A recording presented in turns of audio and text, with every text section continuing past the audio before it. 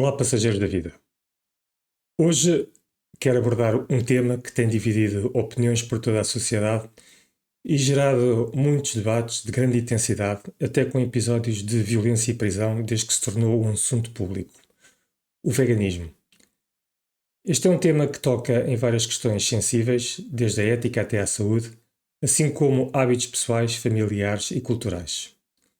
Eu sou o Jorge e este é o projeto Renovar, Educar e Crescer.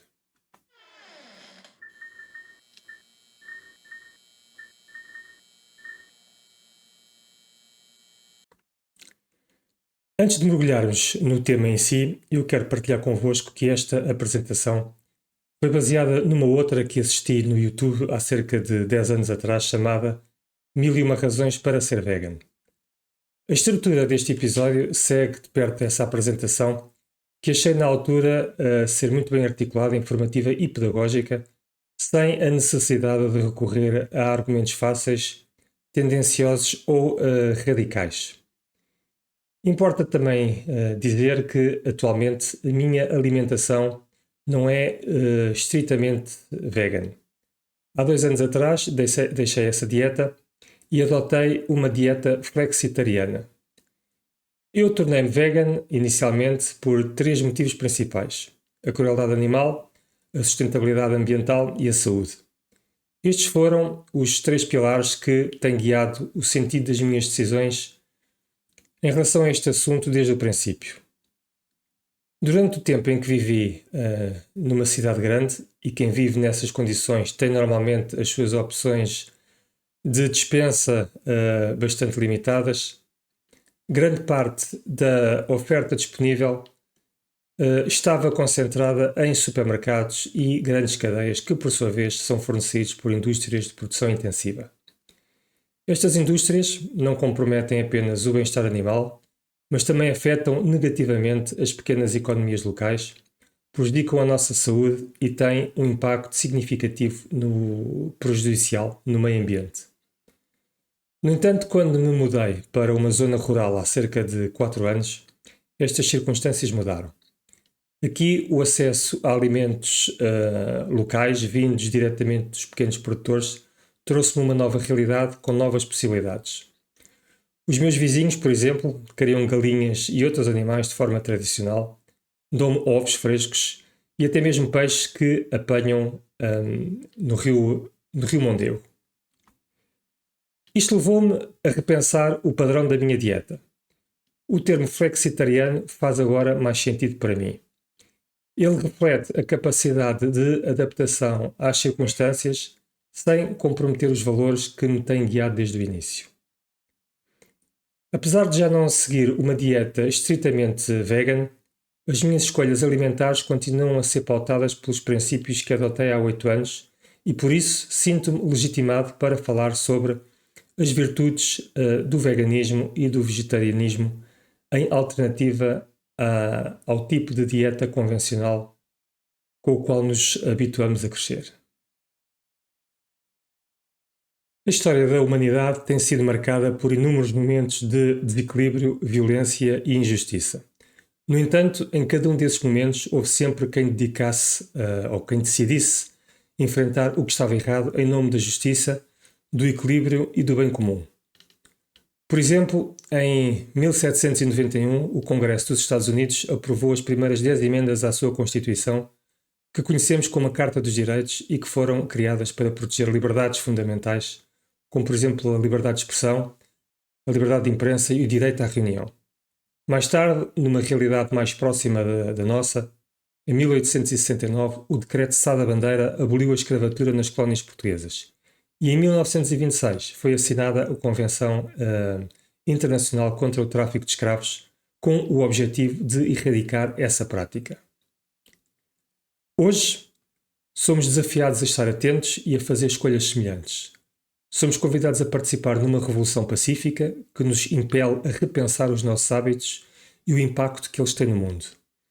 Uma revolução guiada por amor, compaixão, justiça, ética e um futuro mais saudável e mais promissor para as gerações futuras. A forma como comemos deixou de ser apenas uma questão de gosto ou de nutrição. Atualmente, o nosso estilo de alimentação tem um impacto direto na nossa saúde e na qualidade do planeta. Ela também nos define como, ou ajuda a definir a nossa humanidade, na medida em que somos desafiados a refletir acerca do resultado das nossas escolhas.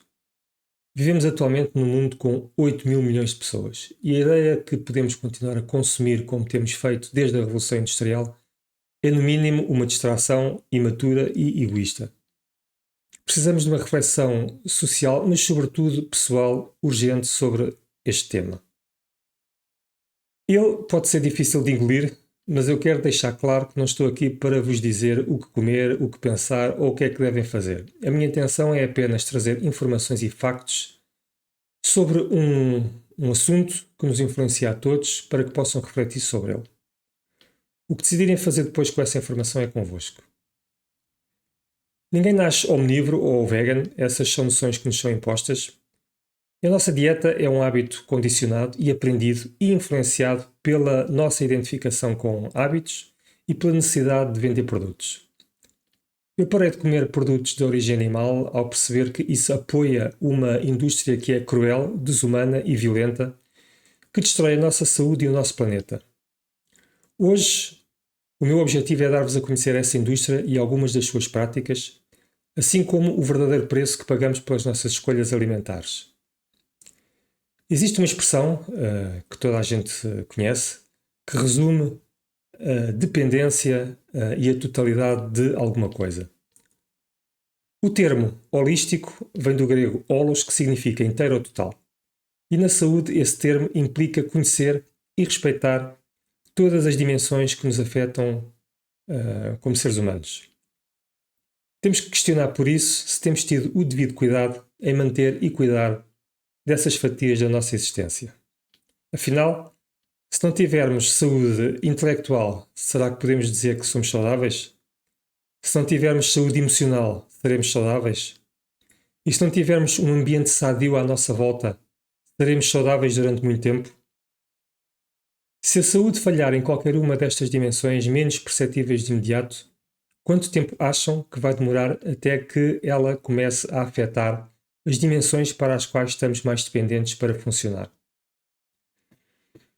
A boa notícia é que podemos influenciar cada uma destas dimensões através das nossas ações, dos nossos hábitos e das nossas escolhas. Hoje iremos falar do impacto da nossa alimentação em 3 grandes áreas que influenciam diretamente ou indiretamente a nossa saúde pessoal e coletiva: a ética, a saúde e o meio ambiente. O que é a ética no ser humano? A ética está associada ao nosso caráter, à nossa índole. E a índole refere-se à tendência natural de alguma coisa ou à sua virtude. E assim como a virtude de uma faca é cortar, a virtude no ser humano é a capacidade de agir de uma certa forma, com benevolência. Sem essa qualidade, perdemos aquilo que define a nossa humanidade. Um ser humano, na minha opinião, não se limita à biologia. E embora todos que nasçam a partir da união do óvulo da mãe e do esperma do pai humanos pertençam a essa espécie, a verdadeira humanidade vai muito para além da biologia. Na realidade, a palavra ser, que precede humano, de ser humano, revela essa conexão. Ela define uma ação, é um verbo, algo de dinâmico. O que nos define como seres humanos é o nosso potencial para agir de uma certa forma. É uma predisposição para fazer o bem e sentir emoções como empatia e distinguir o bem do mal, tomando decisões depois baseadas ou refletidas nesses valores. Quando descrevemos alguém como muito humano, não nos estamos a referir a posses ou status, mas sim às qualidades do coração e da razão dessa pessoa. Manter o contacto com a nossa virtude é um esforço constante, tanto individual como coletivo. Implica, como disse, analisar o mundo à nossa volta, as nossas circunstâncias e o impacto que as nossas escolhas têm no mundo e nos outros. A maioria de vocês deve lembrar-se de um filme chamado Matrix, sobretudo pessoas já com uma certa idade, ali a partir dos 40 anos para cima. Sobretudo o primeiro filme. Mas para quem não se lembra ou não viu, existe uma cena no princípio desse filme onde é pedido ao personagem principal, o Neo, que faça uma escolha. São-lhe apresentados dois comprimidos, um azul e um vermelho. Se ele escolher o comprimido azul, vai adormecer e quando acordar as coisas estão da forma como sempre as conheceu. Nada mudou. Por outro lado, se escolher o vermelho, é-lhe oferecida a verdade. Esta escolha simboliza uma mudança de percepção. Mas como é que funciona o Matrix verdadeiramente? Vamos ver. Vamos analisar a ilusão de ótica dada por estes dois círculos. Apesar do que possa parecer, eles não são iguais. Um deles é maior que o outro e essa diferença é cancelada visualmente pelo comprimento de onda da luz dada pelas cores que afetam a nossa percepção do tamanho. Agora que sabem isto, vou dar-vos uns segundos para decidirem qual deles é maior. Não se esqueçam que estamos habituados a associar a vastidão do céu com o azul. Qual o círculo maior? Vermelho ou azul?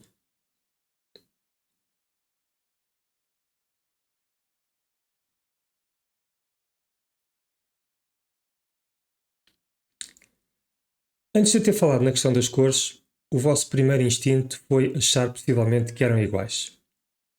Apesar disso, muitos de vocês possivelmente acabaram por encontrar uma diferença de tamanho influenciados por aquilo que eu disse. E este pequeno exemplo mostra que podemos ser manipulados facilmente para acreditar numa coisa que vai contra os nossos instintos naturais. Imaginem que em crianças aprendem que o círculo azul é maior que o vermelho. Se o disserem vezes o suficiente, essa passará a ser a vossa verdade.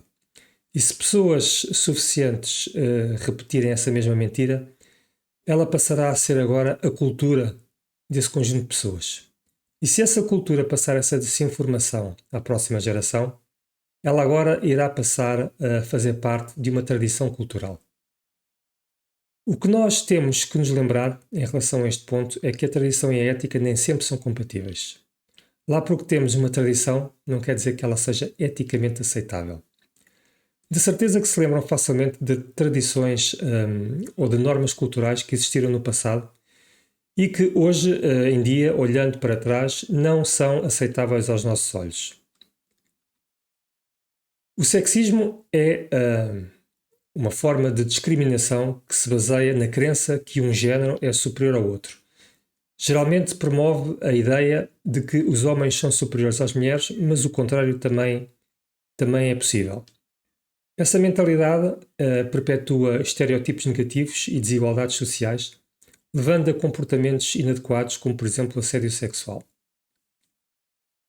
O racismo é a crença de uma superioridade na mesma, mas desta vez na superioridade de uma raça em relação à outra.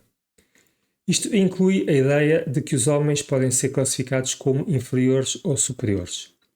O Holocausto, aliás, é um exemplo clássico de racismo institucionalizado e que levou à morte de milhões de pessoas com base na sua raça.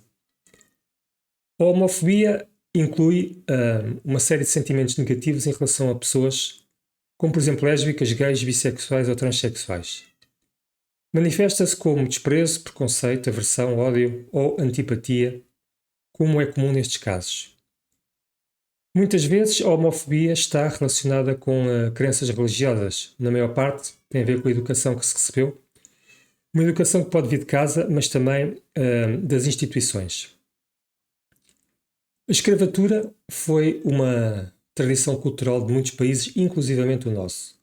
Levou ao homem branco na América do Norte 400 anos para aceitar a ideia de que é errado ser proprietário de outros seres humanos.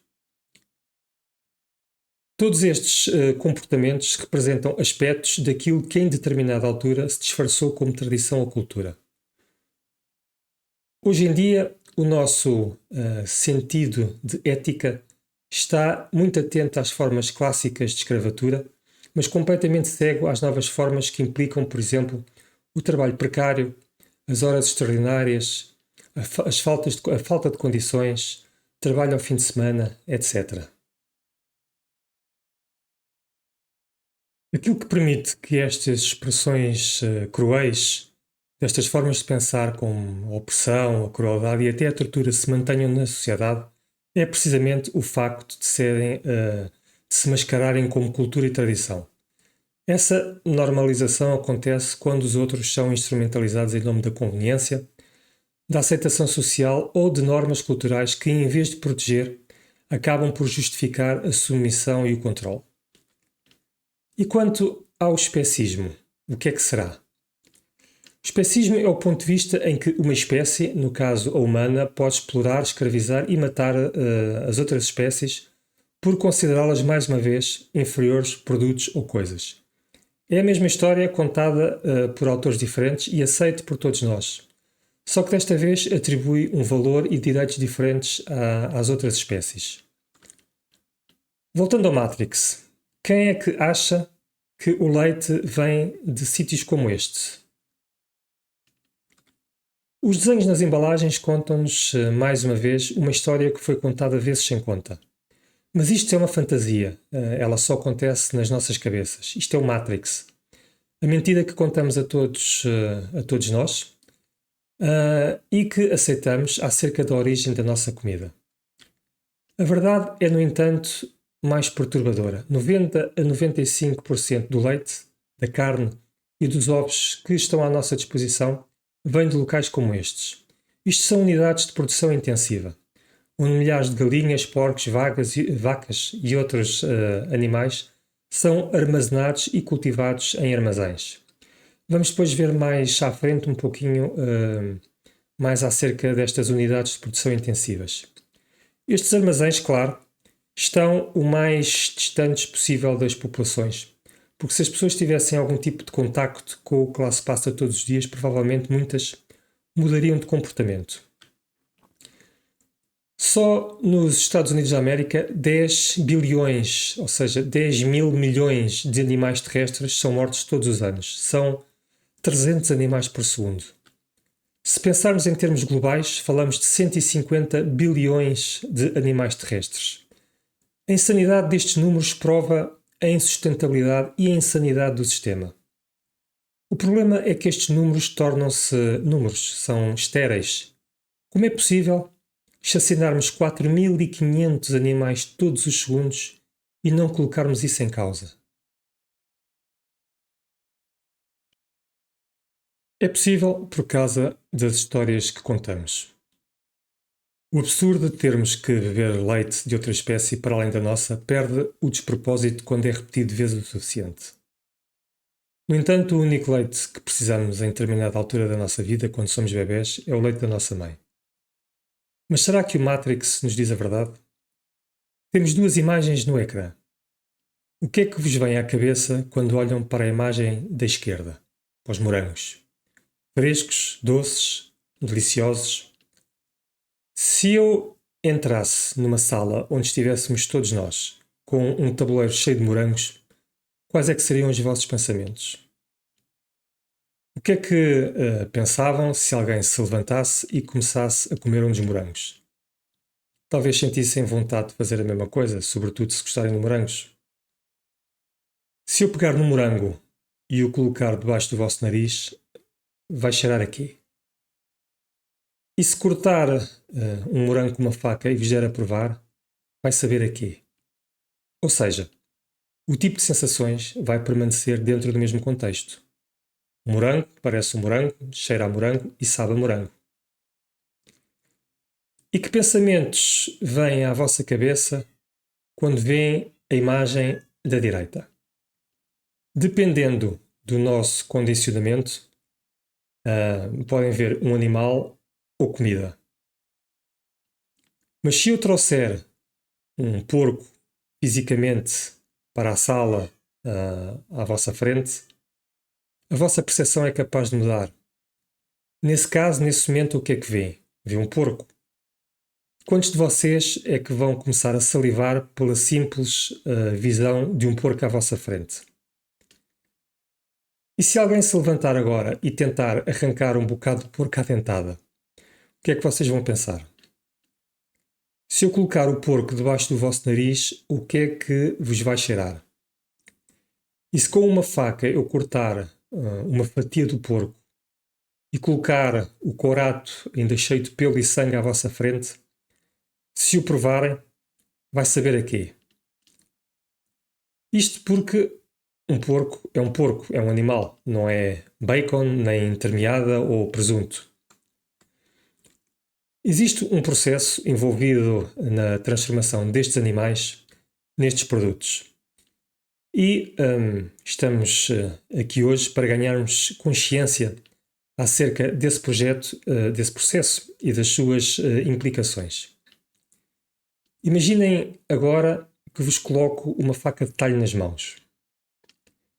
Quantos de vocês estariam dispostos em tirar a vida ao porco com uma faca? E atenção, que eu estou a falar no contexto em que vivemos, onde tomamos 3 refeições por dia, não passamos fome e sabemos de onde é que vem a próxima refeição. Não é uma questão de sobrevivência. Mas mesmo assim, se alguém estivesse disposto a pegar na faca e a matar o porco, será que vocês ficavam impávidos e serenos durante esse processo? Eu estou convencido que não. Isso chama-se compaixão. É uma das qualidades que nos definem como seres humanos. Mas por outro lado, se não gostamos de ver o porco a ser morto à nossa frente e vamos para casa comer entremeada, só porque não pegamos na faca, ficamos sujos com o sangue, ou ouvimos os gritos do animal, não quer dizer que não participemos no processo.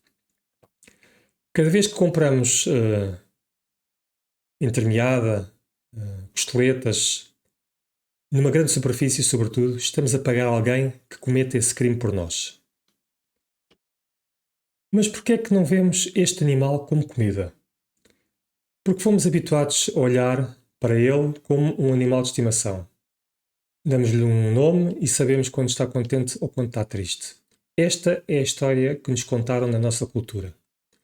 Em outras culturas comem cães e gatos. É a história que lhes contam. O que é que pensam desta imagem? Provavelmente pensam que é nojento e um sentimento de indignação é capaz de surgir.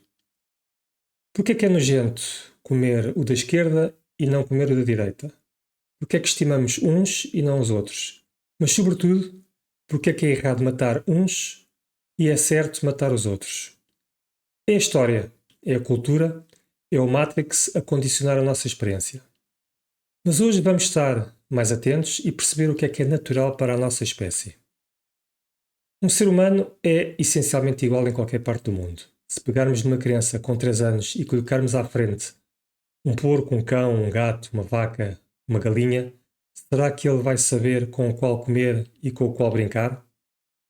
O que é provável que ele faça? Provavelmente brinca com todos. Ele ainda não foi ensinado a comer uns e a estimar os outros. A nossa dieta é um comportamento ensinado. Mas será que é natural só porque é habitual? Habitual e natural não são a mesma coisa, são coisas diferentes. Outro exemplo. Se pegarmos num bebê e colocarmos à sua frente uma maçã e um pintainho, o que é que acham que ele vai fazer? Talvez tente pegar na maçã e morder, ou poderá sentir-se atraído pelo movimento do pintainho. Se, no entanto, tentar morder o pintainho, porque é um bebê e os bebés exploram o mundo através do tato e com a boca, o que é que acham que o pintainho vai fazer? Vai fugir ou vai, no mínimo, piar alto, com desconforto, certo? Se entrarem num quarto e virem um bebê a brincar com uma maçã e a comer um pintainho vivo, o que é que vão achar desse bebê? Então, se não é natural para um bebê fazer mal a um animal vivo, mesmo quando ainda é um bebê e não sabe melhor, por que é aceitável para nós adultos que sabemos distinguir entre o bem e o mal? A questão é, achamos aceitável fazer mal a um animal? Se estivermos na rua e virmos alguém prontinho a dar uma valente paulada na cabeça a um cão, o que é que fazemos? Tentamos impedir, certo? Agimos em conformidade ou, no mínimo, verificamos à volta para ver se alguém já fez alguma coisa ou se já chamou a polícia. Sentimos indignação e uma certa agitação vem à nossa mente. E fazemos isso porque reconhecemos o direito desse animal à vida e reconhecemos também o seu desejo de bem-estar, reconhecemos o medo e o sofrimento que esse animal pode ter da morte. São estes dois aspectos que criam a igualdade fundamental entre todos os seres vivos. Então, da mesma forma, se víssemos alguém pronto a dar com um pau na cabeça de um porco na rua, a nossa resposta emocional não seria exatamente a mesma? Claro que sim, porque reconhecemos a igualdade entre eles e não as diferenças. Mas cada vez que nos sentamos à mesa para comer, criamos essa separação, essa desigualdade. Sabemos que os dois círculos são iguais, mas tudo o que é preciso é vir alguém e contar-nos uma história. O mais importante de percebermos é que todos os seres apresentam os mesmos sentimentos e emoções mediante as mesmas circunstâncias. Qualquer ser em qualquer parte do mundo irá retirar a mão, a pata ou a barbatana de uma chama, porque a reação à dor é sempre a mesma. Existe um dado interessante vindo da neurociência, dado pelo cientista português António Damasio. Ele diz-nos que algumas das nossas estruturas cerebrais, tais como o tronco cerebral, são partilhadas pelos outros vertebrados. Essa é a razão pela qual ele afirma que os animais têm consciência e emoções tais como nós. A estrutura responsável pela criação das emoções em resposta ao ambiente é o tronco cerebral, e este está presente em todas as espécies de vertebrados. A diferença reside no facto de que nós temos um córtex pré-frontal e os outros vertebrados não. As emoções principais são fáceis de perceber: medo, alegria, tristeza, raiva. Como é que sabemos se estamos contentes, ou com medo, ou com dor? Se eu vos disser que este é o momento mais feliz da minha vida, acreditam em mim? Provavelmente não. Porquê? Porque a linguagem corporal que eu estou a utilizar não vos dá essa ideia. Se alguém vir este vídeo e não souber uma palavra de português, ainda assim vai perceber qual é que é o meu estado emocional geral. E quanto aos animais? Eles abanam a cauda, pulam, vocalizam, também têm uma linguagem corporal. E em relação à dor?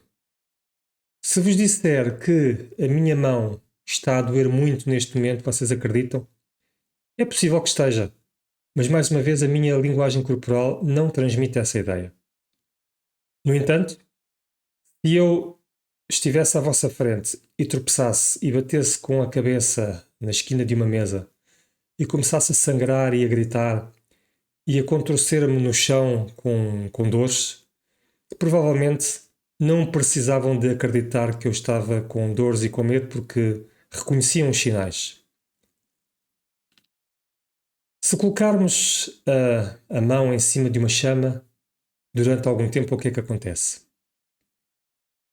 E se for um animal? Se for um animal, vai ter a mesma reação. Aprendemos tudo isto desde muito cedo, através das nossas próprias experiências interpessoais, experiências que temos. Relacionamos essas experiências com os comportamentos que vemos nos outros e inferimos facilmente o seu estado emocional. Estas noções são ainda reforçadas por livros e filmes infantis onde as personagens usam muito as expressões faciais para nos conduzir melhor pelas emoções que estão a sentir no momento. Pensem agora nos filmes que mostramos às nossas crianças. Estes filmes são todos acerca de quê? Qual é que é o tema comum entre eles? Na maior parte dos casos, são enredos onde os animais são criados para serem comidos. Eles estão de alguma forma a fugir e estão de alguma forma a ser salvos ao longo da história. Nenhum deles quer morrer. E durante a história, durante o filme, acabamos todos por torcer por estes animais. Até o mais convicto dos carnívoros acaba por torcer pelo porquinho Babe. Posso garantir que houve muita gente que estava a torcer pelas galinhas no filme da Fuga das Galinhas e que depois do filme foi comer umas asinhas no Kentucky Fried Chicken. Não foram capazes de fazer essa ligação. Quantos miúdos é que viram o porquinho Babe, apaixonaram-se por ele e depois nessa noite foram para casa e sem saberem deram-lhes o porquinho bem para comer. É estranho, não é? Estamos a ensinar os miúdos a sentirem emoções de empatia por estes animais e a comerem-nos também. Isto leva a uma dissociação emocional nas pessoas quando crescem. E isto é o mais próximo que normalmente estamos em relação à forma como tomamos contacto com a realidade destes animais. No Matrix, na forma esterilizada, através dos desenhos animados, dos desenhos, nos pacotes de leite, etc. Mas agora vamos dar uma espreitadela para fora do Matrix.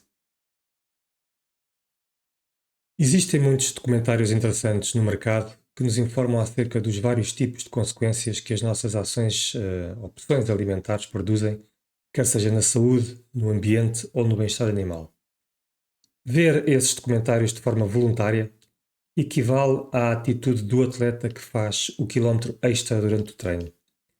É preciso ter espírito de sacrifício e coragem para nos esforçarmos a ver, para abrir os olhos pela primeira vez para dizer que não, para tomar uma posição em nome dos outros em vez de ser em causa própria. Vamos ver agora um pequeno vídeo que não é sensacionalista de maneira nenhuma, não tem sangue nem entranhas.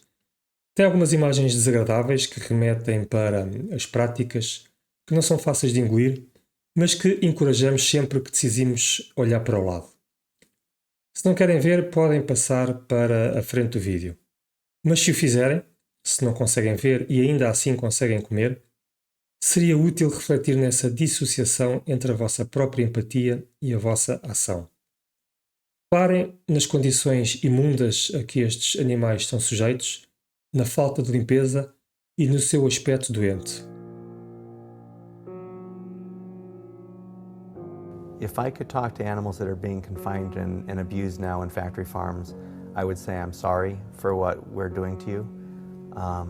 I wish it wasn't this way, and I'm doing everything I know to stop it, and hopefully we will be able to stop it. There's not really a whole lot of good you can say. I mean, you just gotta hope that it can stop, and hope that people will recognize the harm we're causing and will choose a different way. Meat, milk, and eggs come from real animals. They don't just come from the grocery store. And these animals desire to live, and they want to be free of pain and suffering and fear. And on today's farms, these animals only know fear and pain at human hands. They never know human kindness. They never know mercy. And when people buy these products, they are unwittingly supporting that type of cruelty and that type of callousness. The workers, they have to lose part of their heart. You know, they have to shut their eyes to certain aspects of what they're doing. Can you imagine what it would be like to cut the throats of animals for 8 hours a day? It's a bloody, violent job, and nobody should have to do it. I don't know what it means that, you know, we can participate in such cruelty without paying attention to it, without caring about it, without wanting to do different. Citizens want to assume that animals will be treated humanely, that there are laws on the books to prevent cruelty. And people are usually surprised to learn there aren't.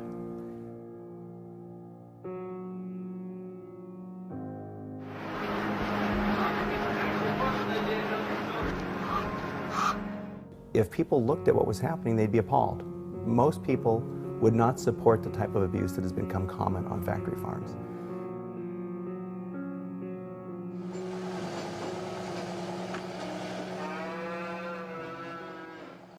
Quando as pessoas veem este tipo de vídeos pela primeira vez, a resposta comum costuma ser a indignação. Como é que isto é possível de acontecer? Existe uma explicação muito simples. Se abrir um restaurante com cães e gatos no menu, é garantido que vamos nos indignar e protestar nas redes sociais até ser feita alguma coisa. No entanto, os centros comerciais estão cheios de rodízios e ninguém parece se indignar ou importar. Isso acontece porque fomos ensinados a ver estes animais de forma diferente uns dos outros. Vamos dar uma vista de olhos nas indústrias que ajudamos a suportar. Isto é uma bateria de galinhas poedeiras. Colocam-nas num espaço tão reduzido que é necessário cortar-lhes o bico a quente para não se ferirem umas às outras. Porquê? Porque sem espaço para se mexerem e para abrirem as asas e fazer aquilo que lhe é natural, elas tornam-se agressivas umas com as outras e acabam por se bicar. Se colocar 15 pessoas dentro de uma casa de banho durante 48 horas, eu garanto que elas não vão ficar amigas durante muito tempo. Como é que a indústria resolve este problema? Muda o rótulo e diz que é livre de gaiola, cage-free. Pegam no problema e replicam-no em grande escala. No entanto, é só a etiqueta que muda, o nome que lhe damos para nos sentirmos melhor acerca da nossa participação nesta questão. Cage-free ou free range significa apenas pegar em 5.000 galinhas e colocá-las dentro de um quarto. Estas galinhas nunca veem a luz do sol. A postura de ovos das galinhas está relacionada com o ciclo de luz natural. Mas a indústria dos ovos não pode esperar. A prática comum é alterar artificialmente esse ciclo de luz natural, tapando as janelas para maximizar a postura dos ovos. E mesmo que tenhamos na nossa mente colada a ideia de uma imagem de uma quinta fantástica, onde as galinhas andam felizes e soltas, coisa que não existe, ainda assim não interessa muito. Porque a indústria dos ovos, na indústria dos ovos, todos os pintainhos nascidos machos são triturados vivos e aproveitados para carne barata. E porquê? Porque não se encaixam na equação do lucro, não põem ovos. Então, e acerca do leite? Na indústria leiteira intensiva, o processo de recolha do leite é todo mecanizado. Esqueçam aquela história das vacas felizes. Uma vez perguntei a uma amiga se ela sabia de onde vinha o leite de vaca, e ela disse-me confiante que era de uma vaca, que está certo. Mas o que é preciso para uma vaca ou qualquer mamífero iniciar o ciclo de lactação? Estar grávido. Muita gente não sabe ou não faz essa ligação. Pensam simplesmente que as vacas são um animal mágico e que produzem leite a tempo inteiro naturalmente. E como é que se engravida? Como é que uma vaca engravida? Gostamos de pensar que é um processo natural e voluntário. Mas, mais uma vez, a indústria leiteira não tem espaço para este tipo de questões. Como é que se insemina uma vaca sem um boi? Através de inseminação artificial, certo? Se tentarmos inseminar artificialmente uma mulher sem o seu consentimento, que nome é que lhe damos? Violação. Não estou a dizer que uma mulher é uma vaca. O que estou a sugerir é que violação é violação. Vejamos a definição de violação. Ato de exercer o poder sobre outro sexualmente. Será que o outro aqui só se aplica a uma mulher? E que tal um homem? E se forem outros seres? Seja como for, a vaca agora está grávida e dá à luz um bezerro. O que é que acontece ao bezerro? Se bem se recordam no vídeo que assistimos, o bezerro é retirado à mãe imediatamente ou no prazo de poucos dias depois de nascer. Isto acontece porquê? Porque a indústria leiteira não pode ter os bezerros a beberem o nosso leite. É impensável, já que esse é o seu negócio. O bezerro irá crescer confinado a um espaço onde não se pode mexer e alimentado com rações e métodos que aí vamos ver mais à frente. Depois ele vai ser morto quando atingir o peso certo para ser vendido como carne vitela. Um bezerro é um subproduto da indústria leiteira. Cada copo que bebemos suporta estes processos e esta indústria. Quanto às fêmeas, terão o mesmo destino que as suas mães. Irão ser alimentadas de forma a crescerem rapidamente, com fatores de crescimento e hormonas para entrarem no mesmo ciclo de gravidez forçada e lactação perpétua. Todo o leite implica sofrimento. E o sofrimento não é algo que se possa pasteurizar para fora do leite. Biologicamente falando, para quem é que a vaca está a produzir o leite? Para o bezerro. De onde é que todos estes animais receberam o leite que beberam quando eram bebés? Das suas mães, da mesma espécie. E quando é que pararam de consumir leite? Nós somos a única espécie do planeta que bebe leite para além da infância e somos a única espécie do planeta que bebe leite de outra espécie. Se entrasse na nossa sala uma mulher grávida, quantos de vocês iriam sentir a vontade de beber um copo do seu leite? Ninguém, porque não é necessário. E essa falta de interesse no leite da nossa própria espécie devia ser matéria de reflexão. Se o leite de vaca é produzido para o bezerro, por que é que acreditamos que é necessário bebê-lo? Não é mais necessário do que o leite de cão, chimpanzé, golfinho, elefante, seja o que for. O único leite que precisamos de beber foi o da nossa mãe quando éramos bebés. Se dessemos com leite de chimpanzé à venda no supermercado, compravam? Eu penso que não. Mas sabem que mais? Se calhar fazia mais sentido beber o leite de um animal que partilha mais de 98% do DNA connosco. E do ponto de vista da estrutura, não faria mais sentido beber o leite de um cão, por exemplo? Muitos deles têm o nosso peso aproximado. Uma vaca tem aproximadamente 600, 700, 800 quilos. Por que é que insistimos em colocar o produto concebido para um animal de 800 quilos dentro dele? Isto traz-nos a questão do impacto que a nossa alimentação tem na nossa saúde. Um bebê pesa cerca de 3 kg quando nasce. Já um bezerro nasce com aproximadamente 40 kg. Num ano, o bezerro vai crescer até pesar 230 kg ou mais. E o que é que o faz crescer tanto e tão depressa? É o leite da sua mãe, o leite de vaca. Mas já sabemos que ele não está a receber dela. Então, com o que é alimentado? Hormonas e fatores de crescimento acelerado. Como é que os animais se mantêm funcionais em condições tão desagradáveis e tão degradadas como aquelas que vimos? Com antibióticos. 75% dos antibióticos que se produzem nos Estados Unidos são destinados a animais de produção. Podemos inferir com segurança que a indústria farmacêutica tem interesses óbvios em que a produção e comércio de produtos animais continue de vento em popa. Eles encontraram nessa indústria uma forte fonte de rendimento através da venda de antibióticos, analgésicos, anti-inflamatórios, fatores de crescimento, hormonas, etc. Além disso, contribuem para um mercado da doença ao encorajar as populações a consumir produtos pouco saudáveis.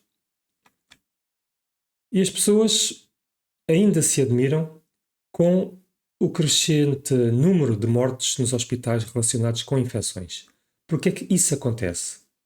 Porque os antibióticos estão a perder a sua eficácia.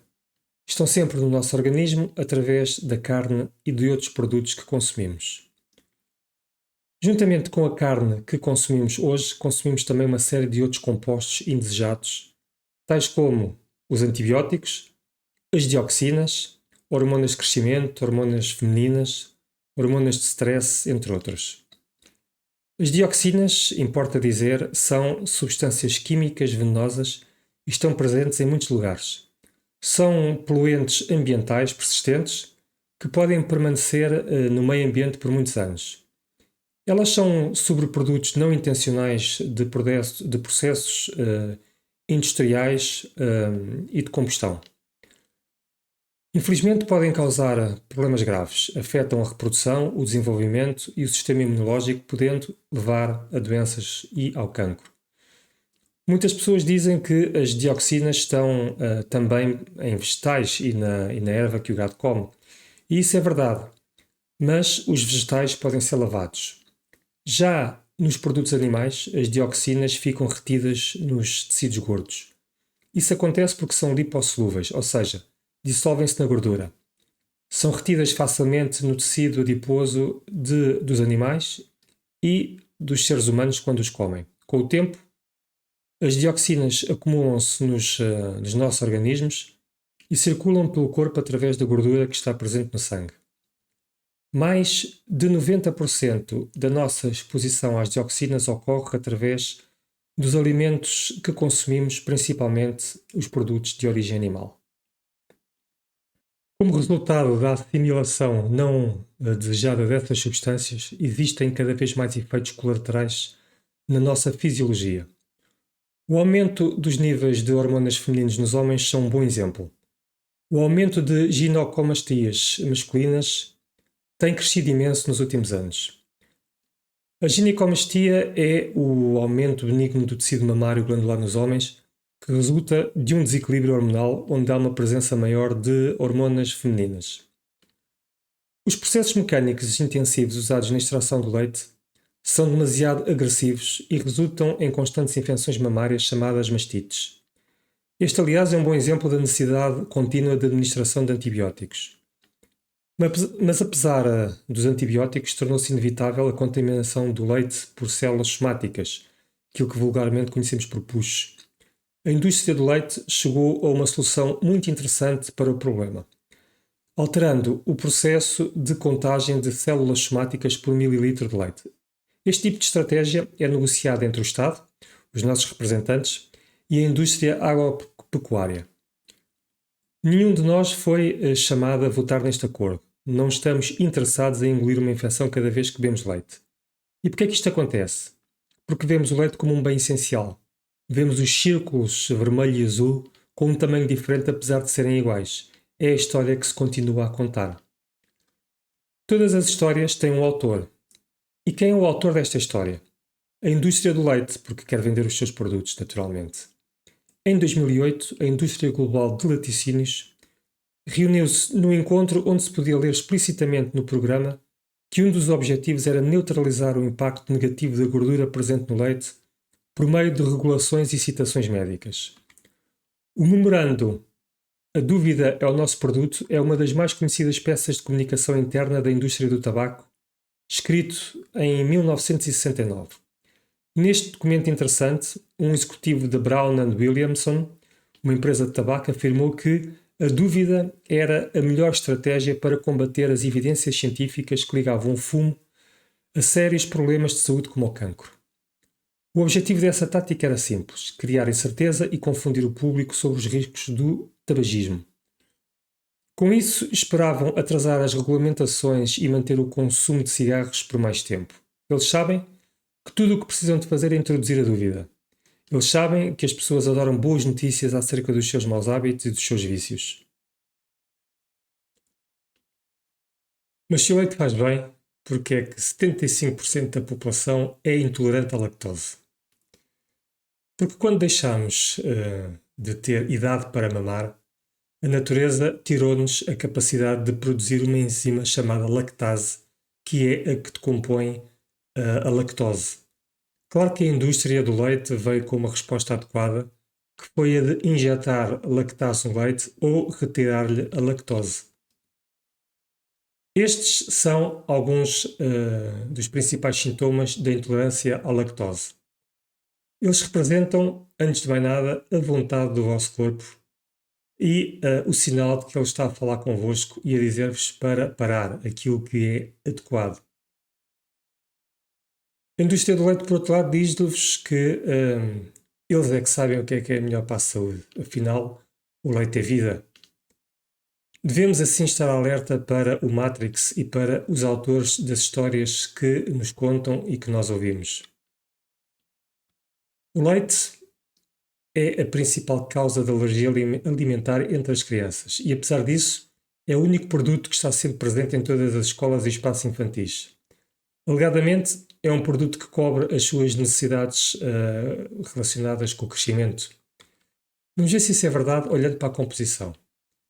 A quantidade de proteína presente no leite de vaca é mais do dobro daquela que a Mãe Natureza recomendou para um ser humano. Este dado encoraja-nos a refletir acerca de mais um mito, que é o que refere que os seres humanos precisam de constantes doses de proteína, aquilo que não é, e isso não é verdade. Por outro lado, a quantidade de gordura saturada no leite de vaca é superior.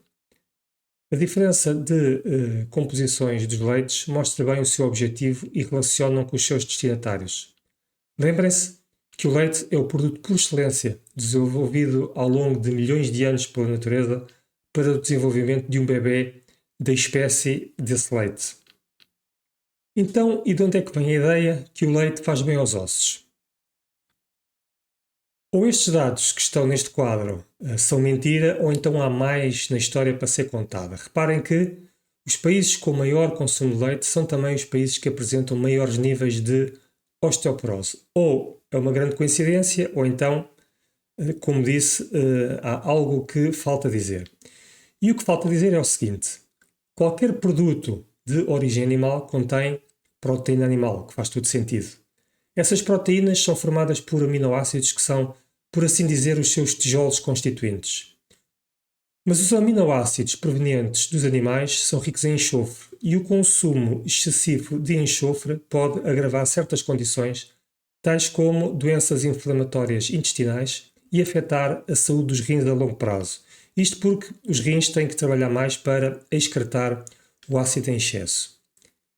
Então, como é que o corpo corrige estas flutuações no pH? Quando há acidose, o corpo usa os rins e sistemas de tamponamento. E isso inclui a libertação de cálcio, cálcio esse que vai buscar aos nossos ossos. Com o tempo, este processo reduz a densidade óssea e aumenta o risco de osteoporose e de fraturas.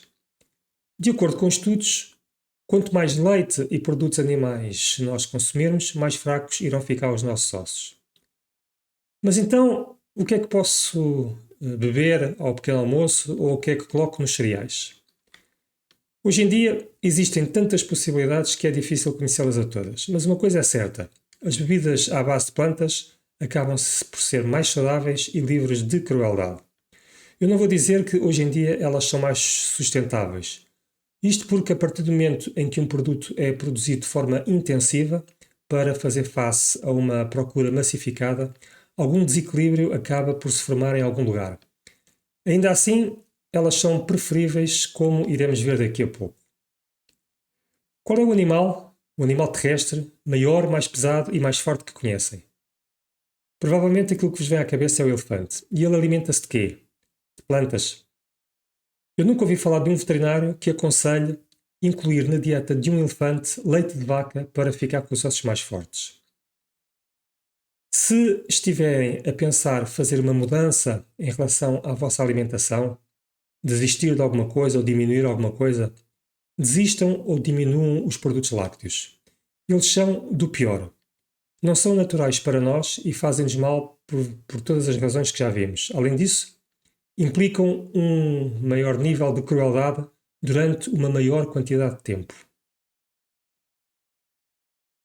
Neste quadro, podemos encontrar algumas razões relacionadas com a saúde que podemos usar para refletir sobre os nossos hábitos alimentares. Uma delas tem a ver com as casomorfinas, que são peptídeos derivados da caseína, uma proteína que está presente no leite. 80% da proteína do leite de vaca contém caseínas, ao passo que essa percentagem diminui para cerca de 20 a 40% no leite humano. As casomorfinas formam-se precisamente durante a digestão da caseína. Elas atuam como um libertador de histaminas que é produzida pelo organismo em respostas imunológicas. É possível estabelecer uma relação entre a presença constante de histaminas no nosso organismo e o aparecimento de doenças autoimunes. Existem algumas características importantes das casomorfinas que é interessante referir. Elas atuam como opioides no nosso organismo, o que pode levar a um efeito viciante. E quem gosta de queijo sabe do que é que eu estou a falar. Alguns estudos sugerem que as casomorfinas estão associadas a condições como o autismo e a esquizofrenia, podendo causar danos neurológicos em alguns indivíduos. Nos Estados Unidos, uma dieta sem glúten e sem caseína, ou seja, leite e os seus derivados, são recomendados em conferências para pais de crianças que têm autismo. O nosso comprimido vermelho já ajudou a revelar um pouco sobre a ligação do leite à saúde das crianças. Mas então, e em relação à terceira idade? Vivemos cada vez mais anos, é certo, mas com que qualidade de vida? Existem cada vez mais estudos a relacionar a comida com a saúde, que nos dizem que 70% das doenças têm origem nutricional. É possível chegar a uma idade mais avançada sem ter que esperar andar de fraldas os últimos anos ou deixar a reforma na farmácia. Isto desde que se tomem alguns cuidados básicos. Na maior parte dos casos, andamos uma vida inteira a cultivar as causas das nossas doenças futuras. Mas através de hábitos saudáveis como o exercício e a alimentação, podemos atrasar ou mesmo reverter esses processos. Sempre ouvi dizer, quando era criança, que a base de uma dieta saudável é a variedade de cor e de produtos no prato. Mas olhando para a imagem de baixo, qual é que é a variedade de cor que consegue encontrar? Quem come ou quem tem uma dieta à base de produtos animais costuma comer invariavelmente carne com arroz, carne com massa, carne com batatas, ou peixe com arroz, ou peixe com massa, ou peixe com batatas. Nós não fomos concebidos para comer produtos animais da forma como comemos. Ao almoço, ao jantar, todos os dias. Apesar dos seres humanos serem frequentemente descritos como omnívoros, essa classificação é baseada na observação daquilo que comemos. Mas como já vimos mais atrás, a cultura e os hábitos são variáveis que são impostas à forma como comemos.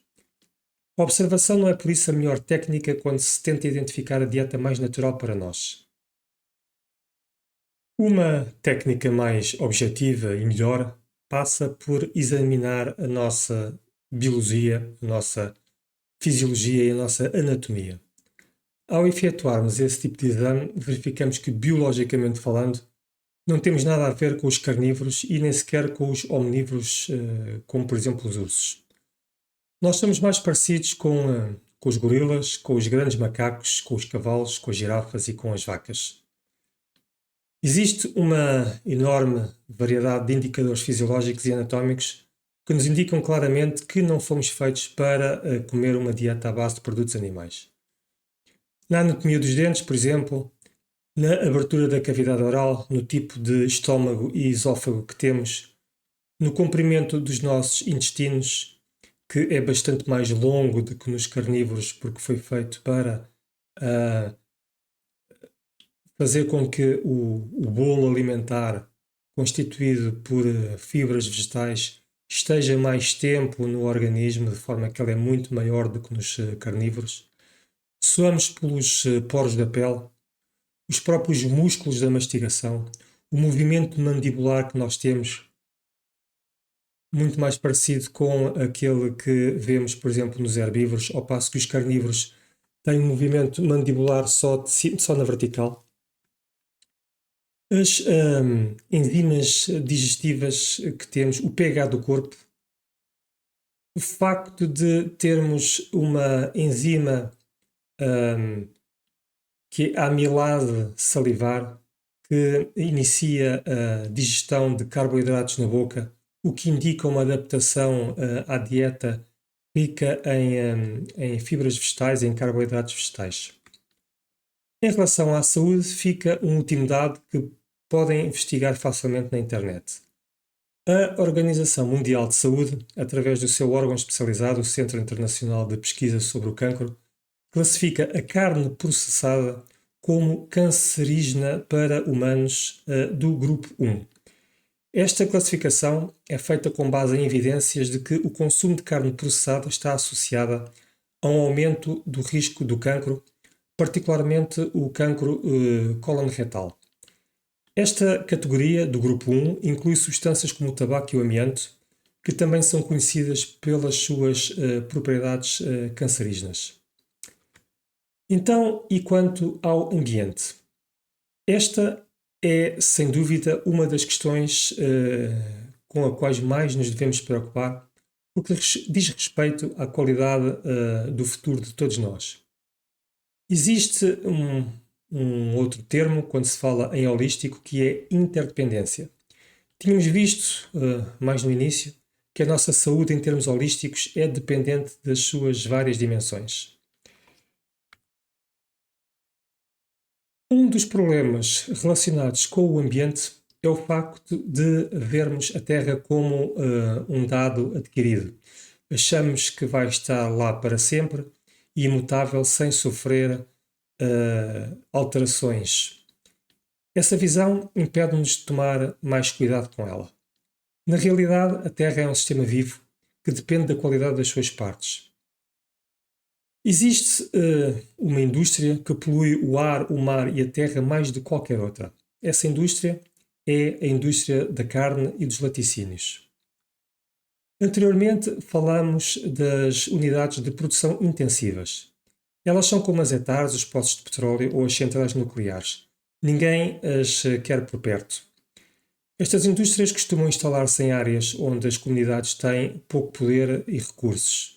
Estes lugares são geralmente pobres e vulneráveis, escolhidos pela sua dificuldade em retaliar judicialmente. Em troca, as indústrias costumam oferecer empregos. No entanto, essa troca implica um preço alto a pagar. Ela compromete a saúde e o meio ambiente onde as populações vivem.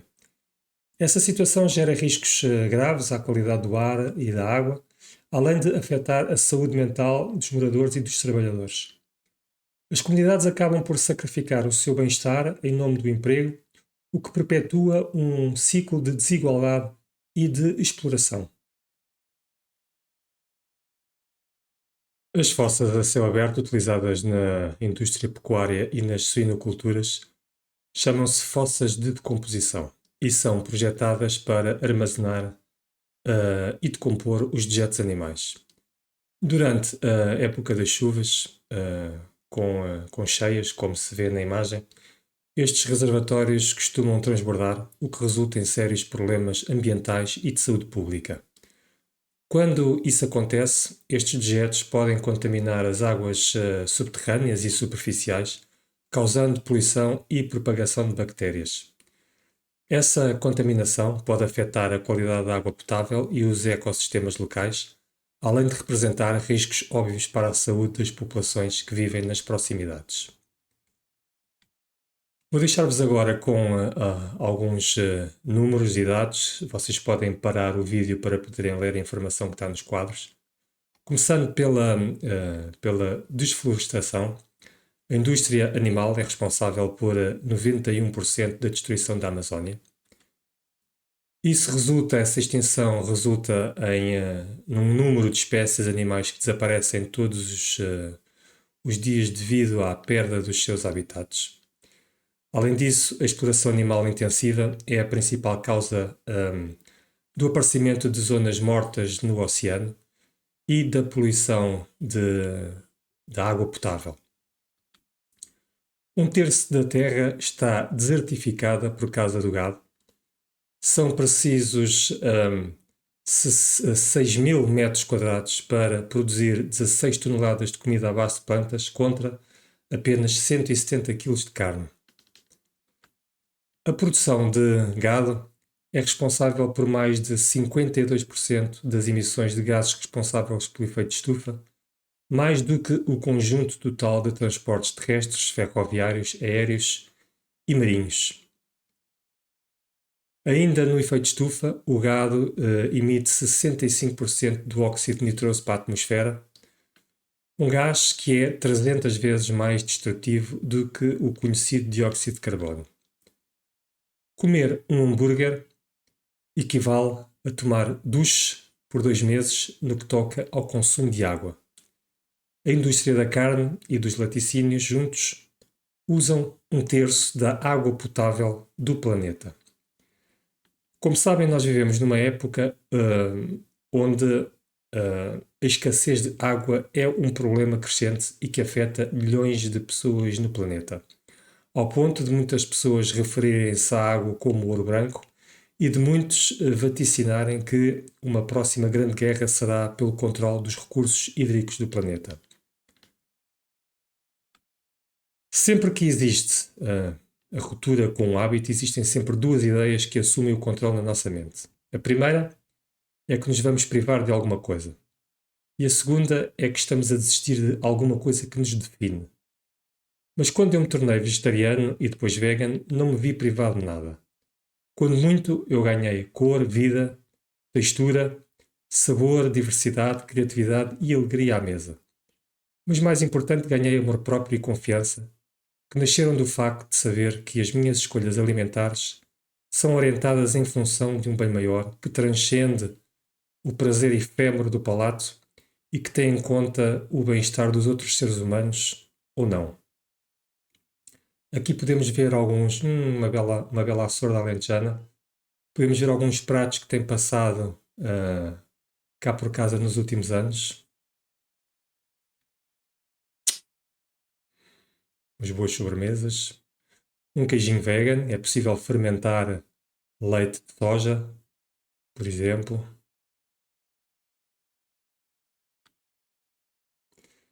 Hambúrgueres veganos. Como referi no início, o objetivo desta apresentação não é elevar-se acima dos outros ou julgar as suas escolhas. No entanto, é fundamental que as nossas decisões, sobretudo aquelas que repetimos todos os dias, sejam baseadas no entendimento claro das suas implicações. É crucial entendermos o verdadeiro custo que nós e os outros pagamos por essas escolhas. É impossível, hoje em dia, ignorar essa realidade. Existem muitos documentários de qualidade que exploram as diferentes consequências dessas ações. Escolham um tema que ressoa convosco, seja o bem-estar animal, a saúde ou o meio ambiente. Mas, independentemente da vossa escolha, informem-se. Depois de adquirirem conhecimento, tomem decisões fundamentadas naquilo que aprenderam. Assumam a responsabilidade pelas vossas escolhas depois de estarem informados e não antes. A ignorância não é uma opção viável para quem deseja ser um ser humano completo. Para aqueles que têm dúvidas acerca de como começar, o que comer e como cozinhar, existem também disponíveis muitas publicações e starter kits à disposição. Informação não falta. Espero que este vídeo tenha sido útil. Sei que não vai ecoar no universo de toda a gente, mas o objetivo é ajudar aqueles que se preocupam no presente com a sua saúde, com a sua casa global ou em sustentar práticas mais humanas, a dar os primeiros passos em direção a um futuro mais saudável, pacífico e sustentável. Obrigado.